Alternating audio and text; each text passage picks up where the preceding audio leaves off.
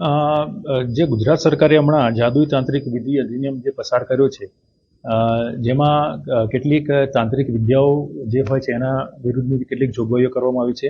Gambhoi police station વિસ્તારમાં એક ભોગ બનનાર છે મનરસિંહ કેસાજી ચૌહાણ. એમને આવી જ એક ગેંગ જેઓ હાથી ભાડે રાખે છે અને હાથી સાથે એ લોકો બજારમાં નીકળે છે. કેટલાક લોકો હાથીના આશીર્વાદ લેવા માટે થઈ અને એમની પાસે આવતા હોય છે ત્યારે તેઓ એમનું ભવિષ્ય બતાવે અથવા એમના ઘરમાં કોઈને મુશ્કેલી છે અથવા તો કોઈનું મોત થઈ શકે છે એવી વાત કરી અને કોઈ તાંત્રિક વિધિ કરવાની વાત કરતા હોય છે અને જેના નામે તે લોકો લાખો રૂપિયા પડાવતા હોય છે.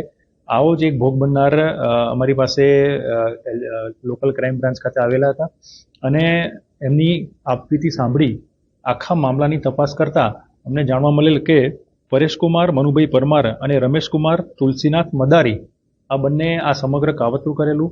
તેઓએ આ જે ભોગ બનનાર છે એને તેમના ઘરમાં કોઈનું મૃત્યુ થશે એવી બીક બતાવી અને તાંત્રિક વિધિ કરવાના બાબતે થઈ અને 30 લાખ રૂપિયા પડાવી દીધેલા.